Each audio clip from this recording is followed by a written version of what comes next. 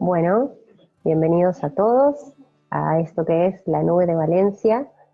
Estoy haciendo unos pequeños ajustes. Ahí estamos. Bueno, hoy los invito a todos a compartir conmigo un tema que es el capítulo 9 del Manual de Lingüística de Enseñanza de la Lengua de la señora Marta Marín, que se llama Teoría de la Escritura como Proceso.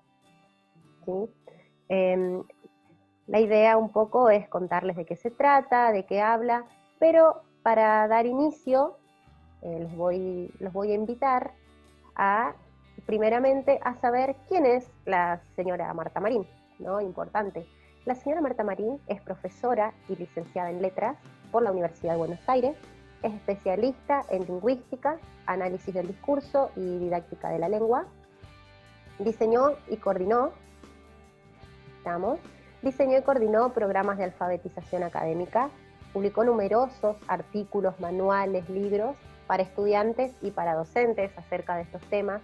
También investigó las problemáticas relacionadas a la producción y a la comprensión del discurso académico y la circulación en la comunidad educativa, ¿sí? Así que es una persona en la cual podemos confiar. Vamos a arrancar este tema. Y el primer tema que la señora Marta Marín trata se llama composición-tema. ¿Qué quiere decir esto? En la década del 40, del 50, aparecía escrito en el pizarrón, creo que la mayoría tenemos esa experiencia, aparecía escrito en el pizarrón composición-tema. Entonces los estudiantes debían realizar una composición o un escrito acerca de ese tema, ¿sí? Después, en la década del 60, hubo una renovación didáctica, se podría decir, donde el alumno ya elegía entre 2 o 3 temas, ¿sí? Pero el proceso, el mecanismo, era más o menos similar. Muestra una concepción didáctica, este proceso de composición y tema, de estímulo y respuesta, de memorización, son mecanismos que se iban enseñando para poder lograrlo, a esta composición y tema, para poder lograr hacerla. Y esto obedece, por supuesto, al estructuralismo, ¿sí? Bueno, vamos a seguir. Entonces, ya dijimos que esto obedecía al estructuralismo. Pero, ¿qué me sugería esto? Bueno, los docentes decían que se aprendía a leer y escribir en los primeros grados. Esto quiere decir en el nivel inicial, en la secundaria, en la primaria. Entonces, cuando los chicos llegaban a secundarias con ciertos problemas de escritura, los docentes siempre decían lo mismo. No, esto lo tendrían que saber, esto ya se dio en la primaria, y siempre caían los docentes en esos mismos cuestionamientos, en decir que el escribir se aprende en la primaria, básicamente. Y también se tenía la creencia de que el escribir bien era un don solo para privilegiados. No cualquiera podía escribir bien, ni iba a lograr escribir bien, ¿sí? No era para cualquiera. Entonces esto es importante, como puse acá, que denota 2 cuestiones. Primero, que la formación docente no incluía la enseñanza de expresarse por escrito. O sea que ellos querían que el alumno escriba bien, pero no lo podían enseñar, evidentemente. Y se tiene la creencia de que se aprende a leer y escribir en la etapa inicial, como lo dije recién, en la primaria, ¿sí? Siendo que nosotros sabemos que la concepción de leer y escribir es algo que se aprende toda la vida, ¿no? Nunca uno termina de aprender a leer y escribir de forma correcta. Entonces caíamos en un conflicto didáctico. ¿Pero qué pasaba? Cuando se le preguntaba a docentes, ¿no? Contaba la señora Marta Marín que en distintos cursos que ella hacía, cuando le preguntaban a los docentes qué conflictos didácticos encontraban en los estudiantes, ellos decían que era falta de interés, graves problemas ortográficos, errores de sintaxis, la sintaxis era muy pobre, pobreza en el vocabulario y, bueno, mal uso de los tiempos verbales, mal uso de las preposiciones, etcétera, etcétera. Pero esto no respondía a la pregunta que se le había hecho de cuáles eran los conflictos didácticos, sino que esto que ellos mencionaban aludía a 2 problemas. En primer lugar, aludía a problemas de enseñanza, que si el chico está presentando problemas o pobreza en su vocabulario es porque yo no estoy logrando enseñarle de forma correcta que la pueda utilizar. Y en segundo lugar, alude también a un cambio de estrategia. Si yo usé determinada estrategia y no me está funcionando, evidentemente no sirve, ¿sí? Entonces, eso también, por eso dice un cambio de estrategia, ¿sí? Empezar a ver qué puedo hacer para mejorar. Esto nos da como resultado la escritura como producto. ¿Qué quiere decir esto? Tradicionalmente se corrigió el producto sin enseñar el proceso. O sea que nosotros aprendíamos, sobre todo se ve mucho como profesores, futuros profes y los profes actuales también de lengua, la parte ortográfica, ¿no? Esto de análisis sintáctico, de las oraciones, se veía que se aprendía por repetición, de forma memorística, mecánica, y el producto final era que analicen oraciones. ¿Cómo llegaban a este resultado? Analizando muchas oraciones en el pizarrón, dando tarea de análisis sintáctico y que reconozcan de forma mecánica y memorística sujeto, predicado, núcleo del sujeto, núcleo del predicado, ¿sí? Este mecanismo era automático, ¿sí? Entonces el resultado obviamente era insuficiente. ¿Por qué? Porque los docentes presentaban la evaluación, se tomaban tiempo, la corregían, si hacían un poquito más de tiempo, corregían por ahí otras cuestiones de la cohesión, de la coherencia en el texto, pero se volvía a rever esas cuestiones que les fue mal y volvían a hacer un examen y los errores eran exactamente los mismos. Entonces, ¿qué quiere decir esto? Que no se aprendió del error, sino que los errores eran recursivos. Entonces, el resultado de este método de enseñanza era insuficiente, porque no lograba corregir el problema del producto final, ¿sí? Pero si en cambio, para tener una experiencia exitosa, los docentes hubiesen hecho una diferencia, ¿sí?, entre la oralidad y la escritura, en primer lugar, ¿sí? Son 3 puntos que eran necesarios saber más para lograr una experiencia exitosa. En primer lugar, como recién dije, la diferencia entre la oralidad y la escritura. En segundo lugar, los procesos lingüísticos de constitución de un texto escrito. Y en tercer lugar, los procesos mentales que la escritura implica, ¿sí? Y ahora vamos a desglosar de a uno estas 3 cuestiones, estos 3 procesos. Primero tenemos los textos escritos y orales, ¿sí? Y acá nos vamos a los actos de comunicación. Tenemos actos de comunicación oral y actos de comunicación escrita. Vamos a empezar con los actos de comunicación oral. La comunicación oral se sustenta en un nivel fónico, ¿sí?, y tiene carácter temporal. ¿Esto qué quiere decir? Que yo hablo ahora con la persona, ¿sí?, en el momento, ¿sí? Es temporal, es en el momento, y esto ¿qué quiere decir? Que no me permite corregirme que me equivoqué, ¿sí? La presencia y la colaboración del receptor es importante para una comunicación eficaz.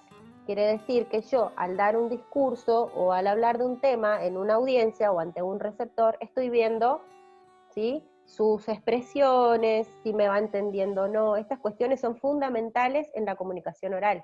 Se rompe la sintaxis y se utilizan diferentes registros. Se utiliza el conocimiento de mundo también, ¿sí? Deben compartir un conocimiento de mundo y se van a utilizar diferentes registros, ¿sí? En el acto de comunicación uno elige si va a utilizar un registro formal, informal, ¿sí? Depende de mi receptor. Y por último, decimos que el receptor también construye significados, utilizando elementos paralingüísticos, ¿sí? Esto que veíamos del tema de este ida y vuelta, ¿no? Que por ahí incluso hasta el receptor tiene la posibilidad de preguntarme, de ver qué no entendió, ¿sí? Todas estas cuestiones que se van dando en la comunicación oral. Después tenemos los actos de comunicación escrita. En los actos de comunicación escrita, la escritura se sustenta en un nivel grafémico y su espacio es espacial y no temporal. ¿Por qué quiere decir esto? Esto quiere decir que uno escribe algo que se va a leer en unos días o en unos siglos, ¿sí? Y uno al ir escribiendo va viendo lo que escribe, puede hacer borradores, puede ir corrigiendo cosas que quizás se equivocó. Esto es muy importante, ¿sí? En cambio, en lo oral, una vez que uno dijo algo, puede después decir, discúlpame, no quise decir eso, me equivoqué, pero lo dicho, dicho está, ¿no?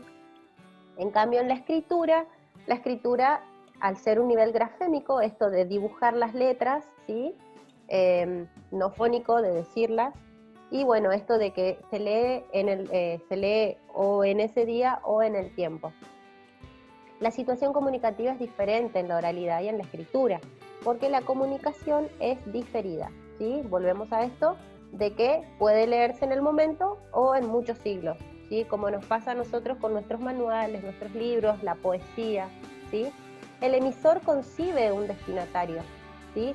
El emisor, el que está escribiendo, sería el escritor, concibe un destinatario, se imagina un destinatario, a quién le quiere escribir, ¿sí?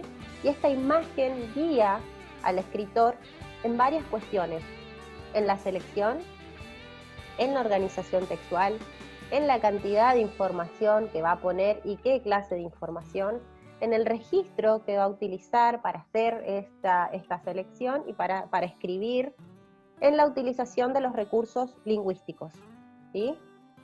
Esto es importante, todas estas decisiones tiene que tomar un escritor a la hora de hacer un escrito. Y acá nos surgen muchas cuestiones y muchas preguntas, como por ejemplo, ¿cuándo enseñar estas habilidades? Las que tiene que tener ese escritor, ¿sí? El proceso de escritura, en qué momento del proceso de escritura lo podemos enseñar, cómo hacerlo, qué concepto de escritura manejamos, ¿sí? ¿Qué es la escritura para nosotros? ¿En qué consiste ese proceso de escritura? ¿Sí? Son todas estas cuestiones.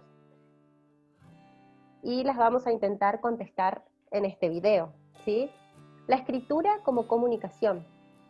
La escritura que se propone comunicar no es mera expresión, ¿sí? En primer lugar.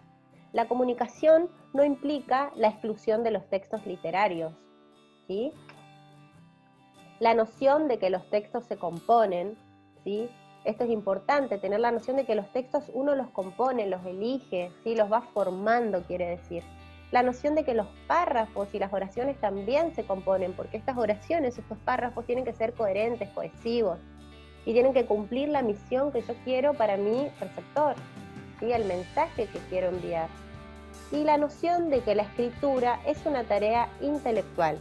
Intervienen el pensamiento lógico y el intuitivo, ¿sí? O sea que el escribir es una tarea intelectual, ¿sí? Y ahora vamos a enfocarnos igual en todas esas características.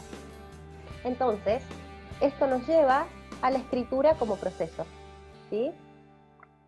La escritura como proceso, tenemos dos personas que dieron un cambio a la escritura, que son Flowers y Hayes, perdón mi pronunciación. Ellos marcaron cuestiones fundamentales, ¿sí? Dieron un giro a lo que se venía pensando. Ellos hablan de modelo procesual, descartan la idea de etapas como peldaños, en cambio ellos se refieren a momentos recursivos de la escritura, ¿sí? Y estos interactúan con los conocimientos y habilidades lingüísticas del escritor, ¿sí? Ellos hablan de que es un proceso la escritura, no es algo que se adquiere en una determinada etapa y listo, sino que los vas perfeccionando con el tiempo, ¿sí? Eso es más que nada lo que ellos plantean. Ellos sostienen que la acción de redactar es el conjunto de procesos característicos del pensamiento orquestado u organizado por los escritores durante el acto de comprender. Fíjense qué importante lo que ellos dicen, ¿no? Entonces, escribir un texto implica más que solo composición y tema, ¿no?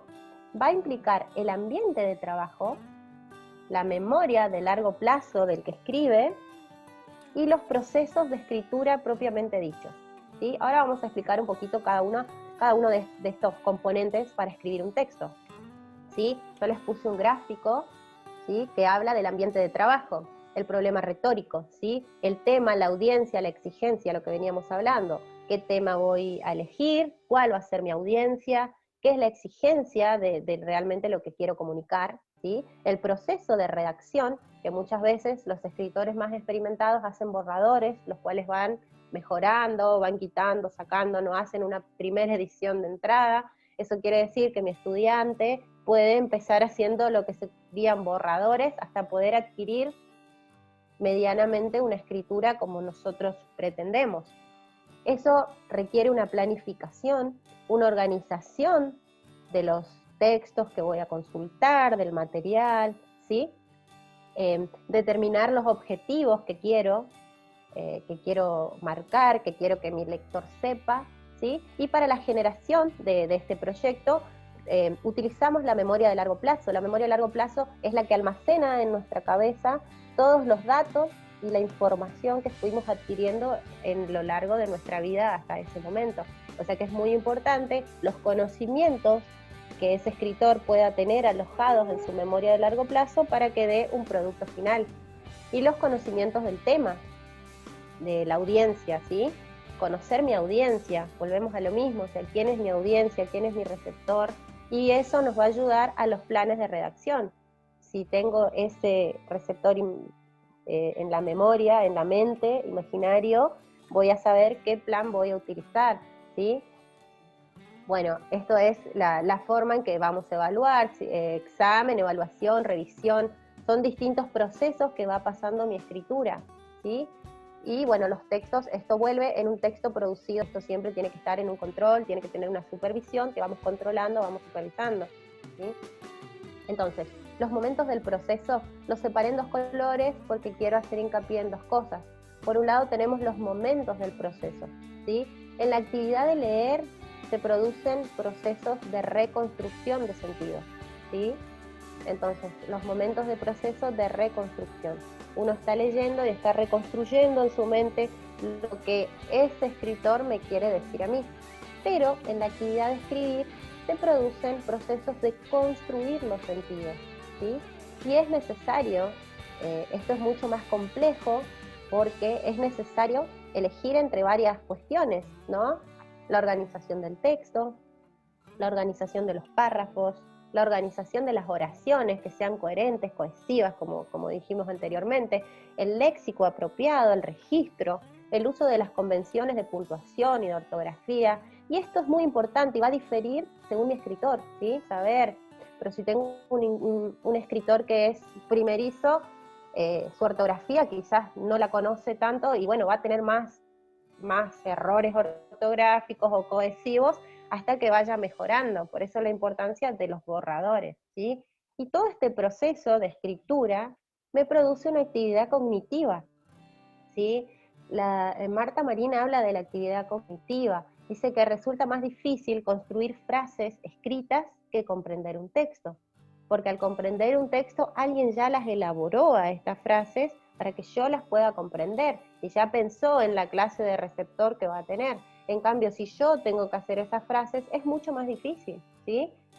Implica recordar reglas, recordar estructuras gramaticales, modismos idiomáticos, a la hora de construir un texto, ¿sí? Hay una planificación, hay una preparación previa que a mí me lleva a poder construir esa oración. Se me viene a la cabeza el ejemplo de aprender un idioma, ¿sí? Por ahí todos tuvimos que aprender inglés en la secundaria y era mucho más fácil leer un texto que si yo lo tenía que redactar y hacerlo. Al tener que hacer ese texto era mucho más difícil, ¿sí? Porque yo tenía que acordarme de las reglas ortográficas, las estructuras gramaticales, cómo se escribía la palabra, que esté coherente, cohesivo, ¿sí? Por eso se dice que es una actividad cognitiva un poco más compleja que la de leer, el escribir, ¿sí? Y acá hacemos un poquito, volvemos a lo que es el ambiente de trabajo, ¿sí? El ambiente de trabajo básicamente es la intención de su escrito, ¿sí? Uno va preparando ese escrito con una determinada intención, ¿sí? ¿Qué quiero decir? ¿En qué quiero hacer foco? ¿Sí? También va a haber el receptor de su texto. Pienso en ese receptor que me imaginé y para él escribo, ¿sí? El vínculo que quiero tener con ese receptor, qué vínculo quiero establecer cuando él lea lo que yo estoy escribiendo, ¿sí? Y los conocimientos que tenga el receptor. No solo los conocimientos de mundo de mi receptor, sino también los conocimientos generales, ¿sí? Culturales, idiomáticos de mi receptor. Entonces, para esto, el escritor va a tener que elegir determinadas cuestiones, como el tipo de texto, la estructuración del texto, el formato que va a tener ese texto. Esto es importantísimo porque según las elecciones que yo haga, va a ser los resultados que yo voy a lograr en mi receptor, ¿sí? Y acá nos vamos a la traducción, ¿sí? Con respecto a esto, los autores Flower y Age, ellos denominan que es esencialmente el proceso de convertir las ideas en lenguaje visible. Dice, hemos elegido el término traducción para este proceso, descartando los términos transcribir o escribir a fin de subrayar las cualidades peculiares de la tarea, ¿sí? Otros autores a este mecanismo o a esto que llamamos traducción denominan puesta en texto o escritura o redacción, ¿sí? ¿Y en qué consiste la traducción? Básicamente, yo anoté estas cinco estructuras, digamos, que se tienen que dar para la traducción, ¿sí? La estructuración de párrafos es que podría preguntarse acerca de, o sea, acerca del tema. ¿Qué podría preguntarse?